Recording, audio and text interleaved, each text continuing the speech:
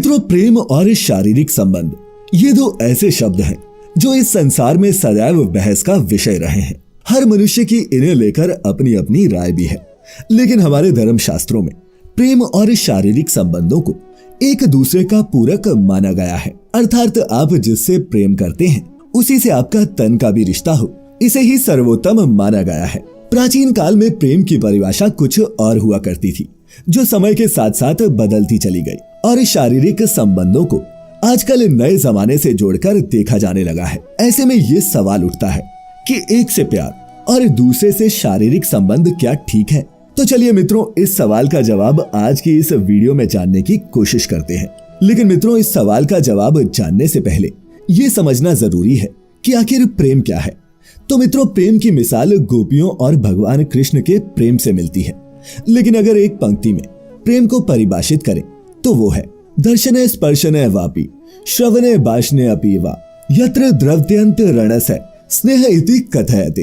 अर्थात किसी को देखने, छूने, सुनने और उससे बात करने से हृदय को आनंद मिलता हो तो वही प्रेम है।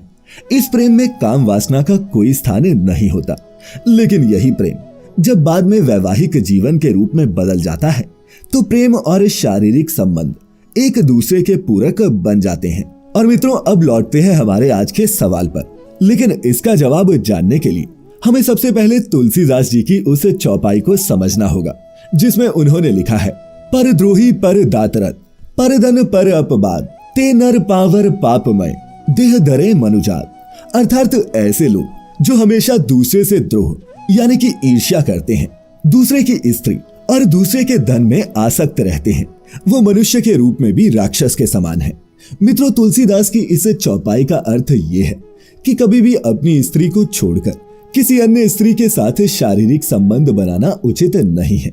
जबकि प्रेम की परिभाषा देखें तो उसमें शारीरिक संबंध की अनिवार्यता सिद्ध नहीं होती, जिसका सीधा अभिप्राय यह है कि प्रेम किसी और से और शारीरिक संबंध किसी और से ये शास्त्र सम्मत नहीं है।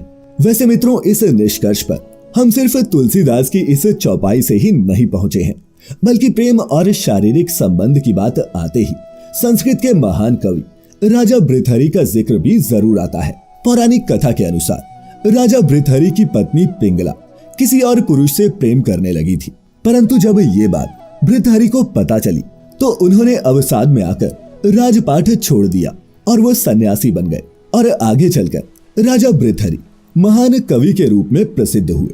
उन्होंने लिखा, या चिंतयामि सतत मयि सा विरक्ता साप्रय मिच्छति जन्म सा जनो अन्य सक्त असमत कृते च परितुष्यति काचिदिन्य दिक तांच तंच मदन च इमा च माज। अर्थात दिन रात में मैं अपने चित्त में जिसकी स्मृति संजोए रखता हूँ वो मुझसे प्रेम नहीं करती, बल्कि किसी और पुरुष पर मुग्ध है और वो पुरुष किसी अन्य स्त्री पर मोहित है। इसीलिए सभी को धिक्कार है, सबसे ज्यादा उस कामदेव पर जिन्होंने ये कुचक्र चलाया। मित्रों, राजा भृतहरि जैसे सन्यासियों की लिखी ये पंक्तियां आज इस युग में काफी प्रासंगिक लगती हैं, जब किसी एक पुरुष की कई महिला मित्र और किसी एक महिला के कई पुरुष मित्र हैं। वैसे मित्रों, ये महिला और पुरुष दोनों के अपने खुद के विचार हैं, लेकिन धर्मानुसार इसे ठीक नहीं माना गया। वैसे धर्म से हटकर अगर भावनात्मक तौर पर भी देखें तो भी प्रेम और शारीरिक संबंधों को एक दूसरे का पूरक माना जा सकता है, क्योंकि शारीरिक संबंधों के बाद भावनात्मक रूप से लगाव होना लाजमी है।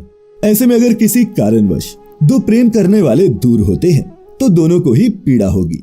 इसके अलावा मित्रों, एक ही मनुष्य से प्रेम और शारीरिक संबंध रखने के दो पहलू होते हैं। सबसे पहले बात करते हैं सामाजिक पहलू की। आमतौर पर सदैव समाज को स्थिर या मजबूत रखने के लिए एक पुरुष और एक स्त्री की बात कही गई है। अर्थात पुरुष के जीवन में सिर्फ एक महिला और महिला के जीवन में सिर्फ एक ही पुरुष होना चाहिए। ऐसा न सिर्फ उसके रिश्ते के लिए अच्छा है, बल्कि ऐसा करके समाज में स्थिरता भी आती है।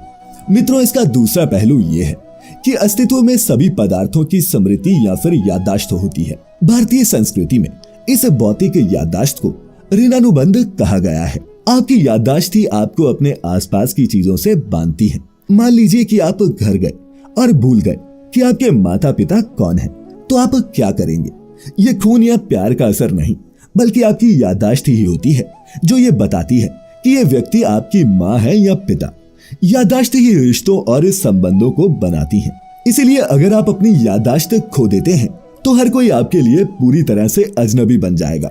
यही नहीं, हमारे शरीर की याददाश्त की तुलना में हमारे दिमाग की याददाश्त बहुत कम है। अगर आप किसी चीज या फिर किसी इंसान को एक बार छू लें तो आपका दिमाग भले ही उसे भूल जाए, लेकिन आपके शरीर में वो हमेशा के लिए बस जाता है।